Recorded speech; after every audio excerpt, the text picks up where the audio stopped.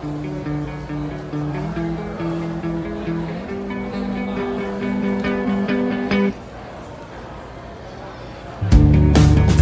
here on my own. My friends lost me, I need to go home. One drink in my hand. Hello and welcome back to the Murray Miles 4 Mobilised podcast. My name is Greg Pinder. This is John Overeem. And, John, this is our fourth crack in the studio now. This is still episode 2. Few technical issues on the last time round. Absolutely. Not our fault. I like to think it's not our fault. It probably was. I like to think it wasn't our fault, though. But Larry, the tech guy at Snowy's, agrees with us. Says, no, their end. But, yeah, anyway, we move on. We've got a really nice episode lined up today. We've got Dan and Roo joining us. Jono, we'll touch on them again shortly. We're going to explain a few things that maybe we missed out a little bit on episode 1 and give a bit of an update of where we're up to. So thanks for joining us here today. Jono, what we probably haven't touched on enough yet is actually what we're doing and who we're doing it for. We did sort of skip over that in episode 1. We got a little bit excited and just moved things on a little bit quickly, I think. But what we're doing essentially is kayaking the entire Murray. So from Brigambong Bridge in New South Wales all the way down to the mouth in Goolwa. And the record that was set in 1979 by Ian and Michael, who we spoke to last episode, they started downstream a bit. Our plan is to start further back and then overtake them in a shorter amount of time that they paddled the river in. Go on. John, obviously looking to squeeze every drop out of this experience. Doing the podcast is part of that. Dabbling in the socials a little bit, very lightly at the moment, but yeah. We aren't very good at that. No, we're awful at it, but we'll give it a crack anyway. And the big reason why we're doing this, I guess, is, the charity stuff is important for Mobilise, and we'll touch more on that later. But I think we can both agree on that if there was no charity interested in affiliating with us, we'd still be doing this. Like, just purely for the adventure. No doubt at all. And in fact, the idea of charity probably came to us a little bit afterwards. We sort of saw an opportunity to, maybe do some really good with this as well. But no, you're absolutely right. It's the paddle challenge for us is and super exciting to sit in the nursing home when we're 80 years old and be able to talk about that pretty cool thing we did back in 2026. I'm already looking forward to that. So 100%, yeah, for sure. Jono, we just mentioned Mobilise. Do you want to touch on them a little bit further? Yeah, absolutely. So how we come to choose Mobilise, I think, is a really important one. Of the fact that it was just a bit of fortunate timing for us. I think we were sitting in your lounge room, talking about different charities and whatnot. We had already spoken to another one as well that was pretty interested, but we just kept unintentionally talking about Ned. It was in the middle of his 1,000-mile run. We just kept talking about that, which then obviously spread to talking about Mobilise. And then while we just kept getting distracted by that, Greg stopped me talking. He was like, let's just lean into it. Like, let's just go with Mobilise. Let's reach out to them, see what they say. And obviously it was at the peak of all that stuff that was going on with Ned Brockman. And so it took a little bit of time for them to get back to us. But eventually a DM to Noah Yang, the CEO of Mobilise, and he jumped on it, got back to us straight away. And since then, his communication and his support for us and everything's just been phenomenal, which has been really good. It's been good to have his support. Yeah, and yes, we haven't had a backwards thought regarding them, whereas we've certainly a bit up in the air about who we wanted to maybe go with earlier. But Johnny, do you want to explain a little bit about what We Are Mobilised does do? Yeah, they're a homelessness charity. In this, again, I don't know if they're going to like the way I put it. I see Mobilise as they help people out who need it, sort of thing. So yeah, homelessness is obviously a big major part of it, but if you look on their socials, they do a lot of things of people that are about to get kicked out of their rentals, or single mums that just need that extra bit of support to keep a roof over their head for a little bit longer, that sort of stuff. Car payments, that sort of thing. They really, while helping out the people who are homeless, they do help out those that are about to be, to make sure they're not as well, which I think is really important, and getting on the front foot before we are adding to the tally of people who are out in the street. Yeah. It's amazing work that they do, and we're really stoked to have partnered up with them, and really thankful to Noah as well.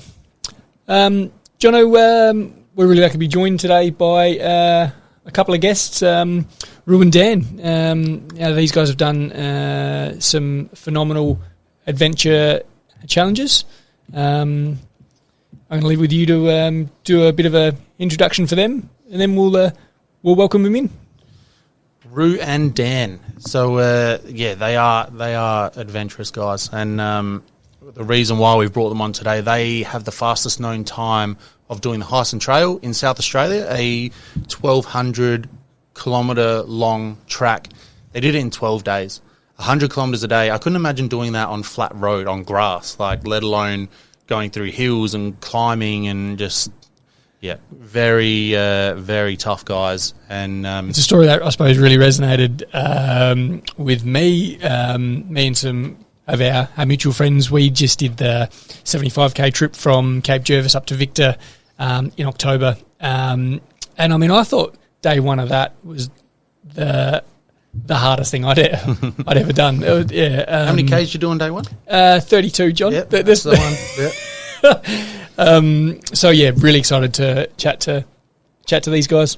Yeah, absolutely. So let's welcome them in, Roo and Dan. Thank you. Pleasure to be here. Thanks. Thanks for Cheers, your guys. Yeah. Guys, thanks so much for joining us here today. We're rapt to have you on. How did you come up with the idea to take on a challenge like this? Well, we had a mutual friend in Symon Duke, who reached out to both Dan, myself, and a fellow called Marcus to join him in giving it a go, I suppose. So very lucky and fortunate to have that opportunity. And I think we all jumped at it pretty quickly without really having a great idea of what we're going to get ourselves into. I had seen the Heysen Trail before whilst working in the outdoor industry, and thought it'd be cool to move across it efficiently, but never in 12 days. So it was an amazing opportunity. So that's sort of how it stemmed, wasn't it? Yeah, so I was thinking about the record anyway, and at the time we hadn't met. I don't think. No. Yeah. So I was thinking about the record, and the record at the time was the guy that had done it solo. So I'd been planning to do it solo, and then Symon was thinking about it as well at the time, separately, and then we got chatting about it and kind of met you through that, and also Marcus. So that's sort of how it came about. Yeah. Do you guys remember what the previous record was before you took it on? Yeah, so we did a bit of research to come back to it, because it's been a few years. So in 2014, a fellow called Richard Bowles did it in 14 days, 8 hours and 32 minutes. And then David Turnbull, who was actually my coach to write the program for me to run it, was 13 days, 16 hours in 2017. That was previous ones. So what does the day look like? How do you plan that? Is it just trying to push out as many Ks as you can every day, moving as fast as possible, time limit? How does it look? Yeah, so, we had the idea of every day we'd be out there for 12 to 14 hours on average was the plan on paper. I think one of the hard things was, even if we had a section that was flat, like elevation-wise, often we were going through like a dry creek bed or something like that. So you're hopping over rocks. It's quite slow. What was our longest day? I think we did like 21 hours. Yeah. It was about our longest. So it ended up blowing out way more than we'd expected. But it was like one of those things where, breaking up those achievable chunks where it was like trying to, I suppose, keep your body into a normal rhythm of like breakfast, lunch, dinner. And in that time frame, for me anyway, having a rough idea of how many kilometers we'll clock up between breakfast and lunch, because we'd always start at sort of 6:05 a.m. in the morning. And then all just move at our own pace, and then eventually see each other the next morning. So we just chose our own journey along there, and if we could spend a bit of time together out the trail, it was fantastic, and if not, all good as well. So it was a great combination on that. Yeah, in my head, I imagined like a group effort, like you're moving together, not so much like splitting up and then see you tonight sort of thing. There was definitely many moments, I don't know, for myself at least, that reached out to a few of the guys, including Dan, one night to hang with me for the last sort of 20, 30 Ks when I was feeling a bit rough. So the great thing about it, everyone was happy to help each other out where we needed it and support each other. And then, so let's say, move with purpose together. But at the same time, we're all happy to, trot along, and we would generally see each other for a few hours during the day as well, which was fantastic and very motivating to catch other person, to have a chat and spend some time with somebody else. How do you guys find the mentality of having to run alone like that? It was, I think in some ways it was good to everyone to have their own time out there to really reflect, because you've got so much time just to think, especially out the Murray as well. We just got open space. So it's really nice to have those two combinations. And I think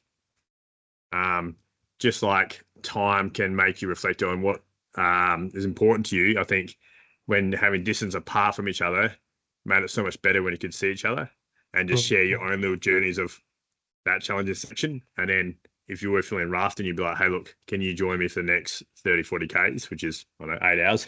So, I think that was the beauty about it. I really liked, there were some sections where it was very boring, and you're out there again for a whole day. And, but it was really nice at the same time, because there was a simplicity to it of, I just have to move forward, and all the problems I have in everyday life, they're kind of gone for a little while, and just have to get to this checkpoint and then that checkpoint. And I did really enjoy that aspect of it, and beautiful scenery. I think we didn't really, at the start, we've had a few chats about what it was all going to look like, and we never really chatted about how day to day we were going to do it. And we just let our bodies do the talking, really, which meant that we all have different strengths and different capacities. And naturally, I think if I've got a slower running pace than Dan, and so on and so forth. So we just, but I feel like I'm a good climber in terms of trekking with purpose. So we all had just different paces. And as we mentioned before, I think one of the beauties of starting off together, but then going on your own path, you had time to sit in open spaces and really reflect on the journey that you're on.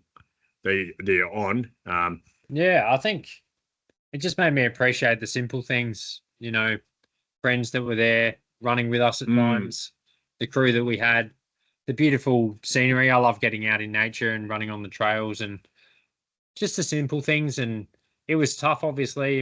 It got boring sometimes just being out on your feet for so long, but it was a real simple kind of mindset, and all the complexities of life and paying your bills and holding down a job and everything that life throws at you, it's kind of off to the side for a while, and you've just got that single purpose, and that's something that I really enjoyed.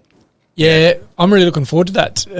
That mentality of, you just have to get in the boat and paddle. There's nothing else that you need to do, but you just need to keep paddling, keep moving forward. I think about my wife at home who, will be with 3 kids under 6 at that stage, and, she'll be working hard.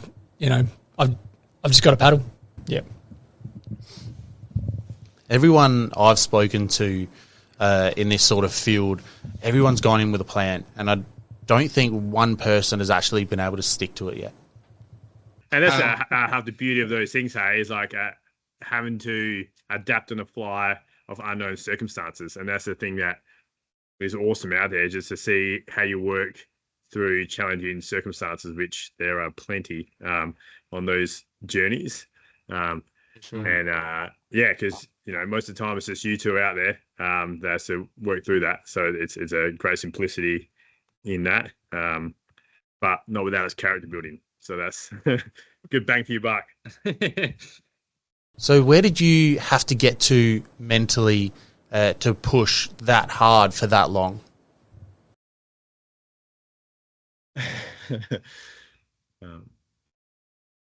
I think, for myself, the more that I do things, I kind of like one of the strategies I use is when things are getting hard, I look back at other times when I've pushed through. So I guess the more I do things, the more I know that I can do things in a sense. I think about the time when I did my first 24-hour race and I just completely winged it. And I got to about 160K and I was peeing myself and it was a terrible time. And I had to be wheelchaired off at the end. And yeah, that was, I'll never forget that. That was the hardest race I've ever done still. And my head spinning and just I had no nutrition plan, just winged it. So I know that if I can get through that, then I can probably get through what I'm currently going through because nothing's been as bad as that. So I think that was a big part of it. The amount that I'd sacrificed to be there for the Heysen, I'd quit my job for about 2 months beforehand, was training every day. So there was a lot of time and effort involved, and to suddenly just quit then after all the work I'd put in, I think as well, just the support crews that we had and the amount of time, it was about 6 to 12 months of logistical planning, how to get into roads to give us food at certain checkpoints. So I didn't want to let other people down as well. Definitely. So I think there's a lot of kind of elements there that really just helped me push through. I mean, Dan put a good point there. Like, I find for me sometimes it's like getting out of your own head, because sometimes when you're stuck in your own head, you only got that one circle of thinking, and then you can just sort of self-sabotage yourself. But then as soon as you get outside your head, whether that's connecting with other people or thinking about the community around you, that helps you to get there, because any of these journeys are far beyond just one runner or 4 runners. It takes a village to get that team across the line. And so, reflecting on how lucky you are to, have a solid beating heart and your body is able to do those things, you feel super grateful out there. So I think putting it into perspective of how, we're lucky to have the chance to do this, and everything has lined up with great people around us. So yeah, like Dan said, don't let them down, and embrace every part of that journey. And because there's a lot of people who just don't have the chance to do those things for whatever reason, whether it's medical or finance or whatever it may be. So I think reflecting on that is a big one for me as well. And I know, like, even before the Heysen, like a month beforehand, my mum went to ICU for a big period of time with heart failure and a few other things. So I know for me it was, and she was just got out when I started the Heysen, and that was a great opportunity to really reflect on how important people were in my life, and how that person, my mum, didn't give up. So I was like, oh, there's no way that I was going to give up just because my leg was sore. So, but yeah, there's definitely tough days for sure. Like, and trusting also the fact that once your body moves, whether it's 10 minutes, whether it's 2 hours, whether it's 5 hours, it generally warms up, almost like oil in the joints. And so, like, there's many mornings that I still remember coming out of Bridgewater with Dan, and I was just hobbling, everything was hurting. My tendon had swollen up on my ankle, and it's the size of a baseball, and I was just like, or basically softball, really quite challenging to move. But just knowing the fact that, like, okay, within the first 10, 15 Ks, it'll be fine. I'll just have to shuffle with purpose. So I think as long as you're moving with purpose, and always start the day and just, review it, and the next stop, you generally get there. But it's when you don't start in the morning, that's when things start to spiral down, I suppose. It is amazing what you can do if you're just not willing to quit. Like I remember you came in the end of day 5. I couldn't even understand you. Someone was interviewing you. You're super cold and you thought you were done then. Yeah. That night. Yep. You came in at the end of day 5 and you thought you were done. Valley. Yeah. And I thought I'd be the only one continuing on day 6. Yeah, that's right. Yeah. Tricky that you did too. Yeah. It's so cool to see you pushing through and yeah. So you guys obviously started with 4 of you and finished with 3. What happened to Marcus? Yeah, he made it through. He came in short on day 4, I think it was, after he came into Melrose. We that's right. did maybe 90k, something like that, and he did about 80. So yeah, he then made it that far. Yeah. Was he injured or just mentally had enough? I think he had a similar issue. Bad ankle. Yeah, so an ankle that was given a fair bit of grief. So I think, that was the thing that prevented him from moving forward that day. And I think it's also quite hard to wake up in the morning and know the rest of the group's 10Ks away. And at that stage in those journeys, 10Ks feels like an eternity. So, yeah, I think that sort of piled up there. But I was lucky enough to have him come out a few sections down the track and share in the journey of finishing that trip, especially because it's far greater than just running across the Heysen Trail. So it was nice to share that experience at the end, to all finish together and all start together. So in doing my research, I saw that a man named Randall Taylor, who unfortunately is no longer with us, who was cycling and got hit by a truck, who you guys were familiar with and being a pretty big part of the inspiration for you guys to take this on. Do you want to talk about? Yeah. I actually never met Randall myself. Yeah. Did you want to? And so myself, I knew him to a certain extent, but as well as Simon Duke, who was the one in charge, he really knew him quite well. But definitely have met him and had spent many times on the trails with him.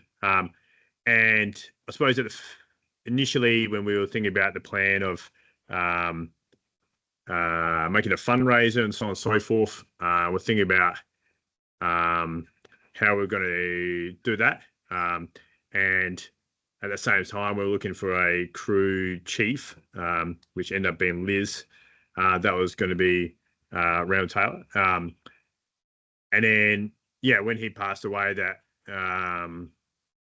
then had to be somebody else. But then when he passed away, he, I believe his kids and had autism. Yeah, he's and then, and so he would do a lot of fundraising, a lot of events to support autism and young people with autism. And that's where we came up with a way to celebrate his life by raising money for autism camps, which he was a part of. And on top of that, that sort of worked out. Simon Duke and myself had also worked at a summer camp type style called Milo Adventure Camp, where you can really see how nature, moving and connecting with others can help people. So I suppose it all came about based around, in terms of the fundraising component, based around Randall Taylor and celebrating his life and just trying to raise money for a cause that was close to his heart. And he would be super stoked and excited to see us go on this grand adventure. He loved adventures.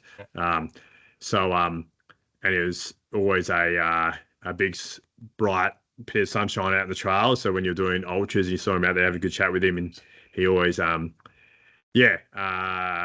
gave you a smile while you were out on the trails and made you move a bit more purpose, I suppose. So in the end, that's where the fundraising component came from. was to just celebrate his life. So that was super special. You guys, you touched there on the logistics, and certainly our first guests, the current record holders, and Dom, their sort of lead guy, talked quite a lot about the logistics. And if you can get the logistics right, then you're setting yourself up for success. Have you got any advice around that? I think it definitely is. I think the importance of having the right people around you makes a huge difference. It's like that classic. When I do lots of adventure therapy work, that's my job. We do a thing called the 7 steps. We talk about 7 steps. Where it's like, know who you are, know who you want to be, surround yourself with resources, and that resources one is vital for those journeys. And we had individuals who were fireys, adventure racers, logistic machines. So really, it just made our job super simple, just to move forward. And I know I've had a few friends who I've been lucky enough to do big journeys with who have run across India to raise big amounts of money and a few other things like that. And they've done those journeys and reflected on they didn't have, or too much of the work was on them. So they get home or they get to the end of the day, jump in the van and still have to do work, versus I'd literally stop at the end of the day, get carried by 2 people because I was so exhausted by the end of like the last 5 days, and they'd carry me to my swag. I'd eat some food and go to bed and then just do it all again. So having the right people around you who are knowledgeable to tackle on all those challenges, who you can trust to be there at those, I suppose, aid stations or sections to refuel you. So all you need to do is focus on moving. One, it makes the trip so much more achievable. But 2, when things get tough, it allows you to do it for more than you. So you do it for that team who are out there to support you, and then that greater community based around that. So your family's at home and stuff. So I think that's. Yeah, we were basically like toddlers by the end. So but just feed us and look after us. And essentially for us, we just wanted to be able to think as little as possible. And we had a really good crew chief as well, Liz. And she was basically the yes or no person. So she was in charge of the other people and made the final call and had to think on the fly a lot of times as well. She's like a logistical paramedic, I guess. And had a hard job because she also had to have that that leadership or the leader, the person in charge. Some leaders, you're not out there to make friends sometimes. You're out there just to get your team across the line or get your objective ticked off. So like, she had to, massive respect to her to take that job on, because she knew she was going to have to push us when we wouldn't want to be pushed, and therefore make calls that we would not like, and therefore in that moment you would not be super happy with that call. And so having somebody in charge of doing that, who you can trust to make the tough calls, and push you when you don't want to be pushed, and know your capacity, I suppose. So I think that was super important to have somebody like that who then could delegate roles underneath her, just to keep that big machine moving forward. Yeah. I heard a saying one time, I don't know if it's very applicable. It's prepare for everything, expect nothing. So you're kind of preparing for all situations, but you're kind of expecting nothing. You've got that optimistic point of view that you've put in the work and things are going to work out. But definitely. Yeah. Yeah. Hope for the best, pay for the worst. That sort of mentality. Yeah. So we have a mate who insists that the more southern areas of the Heysen Trail are just as hard as it could possibly be. Like, you can't find a track any harder. Like, it's the hardest thing he's ever done in his life. Can you shut him down for us, please? That'd be great. It's the beauty thing about the Heysen Trail is that you go through so many different environments over that 1,200 k's. It was super special. Like, you're in this red earth of the Flinders Ranges, and then you're into the Gorda region, which is a lot of farmlands, and then you're in the Barossa, so vineyards, rolling green hills, and then you're in the Adelaide Hills, and then you're going down to the Fleurieu, so you got lots of just cow paddocks, and then you're hitting that coastline. Yeah, a lot of the trail, like you mentioned at the very start of the conversation, that the beauty about the Heysen Trail is that it changed up. It was varied throughout each day. So there were some days there were 4 drive tracks into rolling hills, into shallow rock, to creek lines, and so therefore I think that's one way that our helped our bodies as well, I suppose, is to have it consistently different. But I think a lot of the days were probably about between 2,000 to 4,000 meters of elevation gain over some of the days, and that section down south is definitely brutal. Like it's a tough section. We had that actually at the last section, so we had that in the last 18 k's in the last day, and then the last morning. Yeah, it was about 28k on the last day that we just sort of walked it in. So, and that was a long journey for that back half, bit there. But there's like, I actually found it was more brutal for some of the sections out next to Burra towards a place called Weld's End. There's a 10 to sort of 12k flat road, and that thing felt like it went forever. So at least hills, they'll be uncomfortable, but you had to be consistently engaged, and so therefore you didn't let all your thoughts in, because you just wanted to keep focusing on the trail. Whereas those nights or those days on long roads that you can't see any end into, that can feel hard for me anyway. That's what I found. Although there was that section coming in to Burra, those paddocks. That was hilly. Yeah, we had a section just before Burra, so before that big flat road section, and it was probably 5k of just up and down and up continuously. And you were hanging on the fence lines to pull yourself up. And you had a bad ankle at that point. Yeah. That was bad. I think overall we did, in the 12 odd days, we did about 3 Everests. Yeah. Reasonably hilly. Yeah. Dan, I love a pair of Crocs, and in Jono's research in the lead up, he found that you've the only man to have done a sub 3 hour marathon in a pair of Crocs. The funny thing was, I actually had to beat 2 hours 51. Mm-hmm. So someone else had done it. And I beat it by 2 minutes. I'm still waiting for it to get officially verified by Guinness World Records. I sent in all the evidence and stuff, and my feet pulled up pretty well though. Double socking is really the tip, I'd say. If you're going to run a marathon in socks, in Crocs. Roo, we've obviously heard here a little bit, but we've read some really nice stuff that you're doing with your adventure company. Would you like to touch on that a little bit? So lucky enough. So we're currently I'm also a teacher at an alternative school setting, but I also spent the last 20 years running adventure therapy programs for disengaged youth, and help create a farm, like a rehab farm for young people struggling with addiction and mental health, which is based around adventure and being outside. So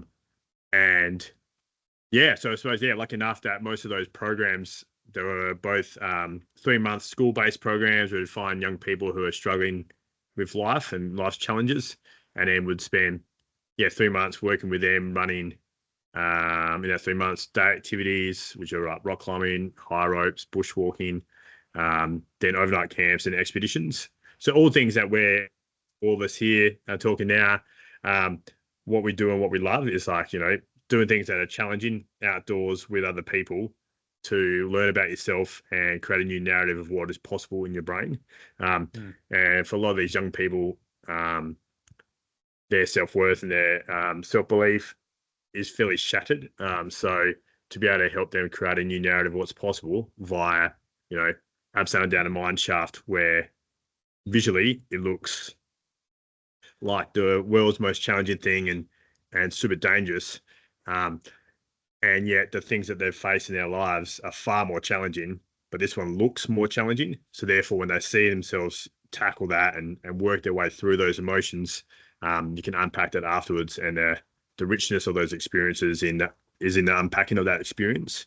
So, just like you guys, when you finish your journey, hopefully you'll be able to sit back and talk through those experiences and learn so much from it in the years to come. Even today with Dan, we had a chat about how we couldn't remember some sections, and even just talking now, I was like, oh yeah, that's right. And so that's the beauty about those etched physical memories of doing things outside. You forever will have them as part of your narrative. So I've been lucky enough to call the outdoors my office for the last 20 odd years. So I look forward to hopefully another 20 more plus. There's the beauty in the outdoor classroom, I suppose. So, gents, what's in store for you next? What are your next adventures? If you can stay out of kayaks for a couple of years, that'd be much appreciated. You won't find me in a kayak.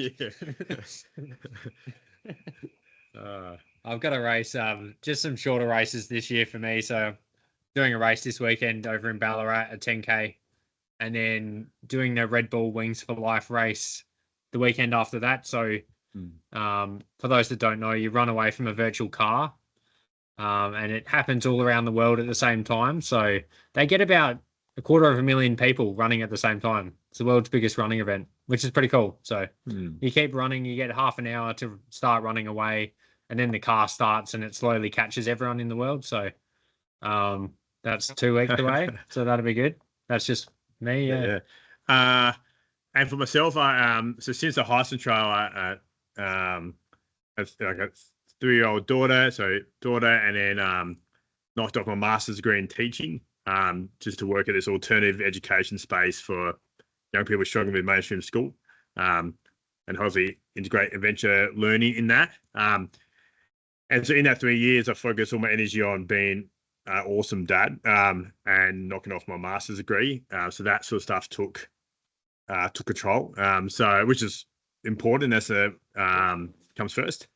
And so now it's just slowly getting back into things. So for me, did my first race a few weekends ago, which was fantastic to be back in the community, and wouldn't mind getting back into some more rock climbing, hitting the Grampians, go for some climbs. And other than that, I'm just it's a blank canvas really. So it's just all about figuring out the things which are going to line up with life and don't impact my daughter in terms of time away from her. So whatever is most manageable, that still allows me to be amongst the community, but also challenge myself is the next thing, I suppose. So just keep looking out what's going to be next, I suppose. Yeah, Greg and I know exactly what you're talking about there. We both have families. Just an example, a few weeks ago, we had to get out, do some training on the kayaks, and the only time we get together was at night, or it was like really early in the morning, so it was still dark out. We couldn't see where we were paddling. It was just, you do what you can do, when you've got the family at home. Yeah, it becomes a bit more of a juggle, hey, and then I suppose get into figure out the new norm, which might be, say, you might have normally energy of 9 out of 10 most days without young people around you, like young kids, and then potentially being a parent, you might have to go new normal 5 out of 10 energy. So I suppose just figuring out what that looks like and how to maximize that same bucket, but slightly different. Yeah, there's always a way to make it work. Yeah, exactly right. There's always a way. Yeah. Roo and Dan, look, it's been an absolute pleasure having you guys on. Yeah, really appreciate your time here. I think this interview that we've been really looking forward to. Look, thank you. Thanks for being here. Yeah, thanks, guys. Maybe we'll organise an in-person beer down the line. See how we go. Oh, no, I really appreciate the chat today. And definitely sing out if you got any questions and thoughts about the Murray and your journey of suffering ahead with deep reward. So definitely, sing on out if you got anything, any questions or anything like that. And hopefully we'll be seeing your dot move across the Murray next year or so. So just touching more on what we're actually doing, a little bit more detail on that, is to paddle the entire Murray, it's around 2,500 Ks. It's about the distance from Adelaide to Perth. Is it? Yeah. Yeah, that's mental. Yeah. So about 2,500 Ks. Ian and Michael did the Albury to the Mouth in 17 days, 6 hours. So we have to beat them, go on those couple hundred extra Ks. And that ends up, so for us to do that in 17 days as well, it means we need to average around the in between 140 to 160 kilometres a day mark.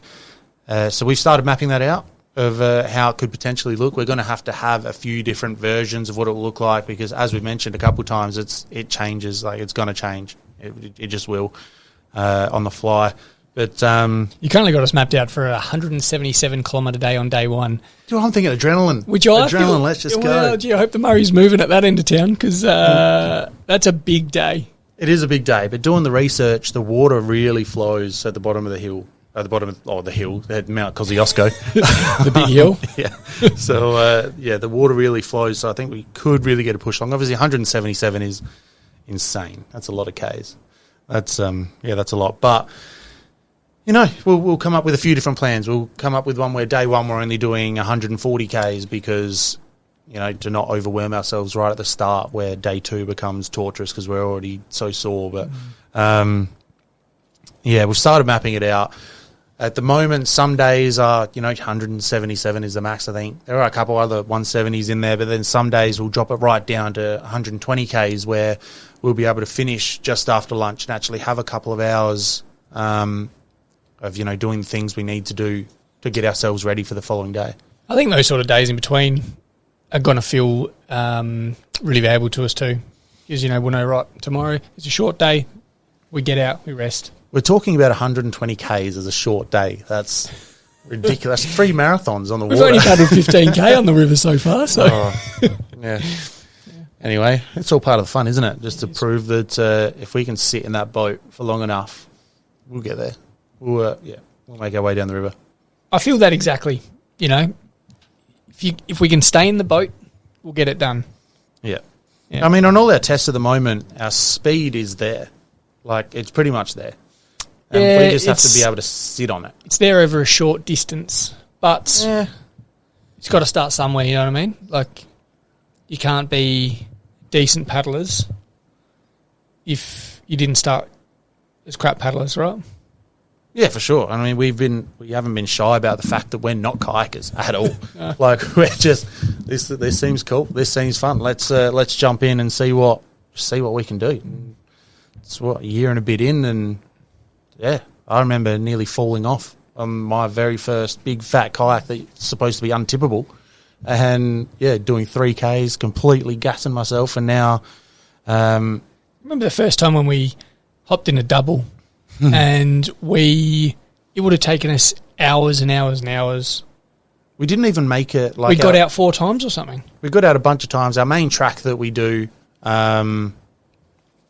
Is how is it from bridge to bridge? How many Ks is it? It's about 6K. No, it's not. Like there and back. Yeah, it is because there and back's 12. Oh, fair enough. Okay, so our main track that we usually practice on is 12 Ks. We didn't even get that done. We turned around, I think, at like 5 Ks. Yeah. And then hopping out a bunch of times, and now it feels like we can do the full track and then some, and then just be fine. So it's Well, we've still got a year and a half to go. We've still got a long way to go. We're building. A long way to go training-wise, but very confident. For those following along at home, you would have seen a snippets episode released of episode 1. We're going to release the full episode of episode 1 with episode 2. The reason for that is we feel like there was just a fair bit of content in episode 1 that we didn't really cover well enough, so we're hoping to have covered it better in episode 2 so everyone kind of really understands what we're doing, who we're doing it for. And so, you'll be able to sort of jump in between both. We're going to release snippet episodes of each episode, and we're also going to do the same thing on an audio platform, Spotify, iTunes, whatever else. So, really keen for you to listen along with us.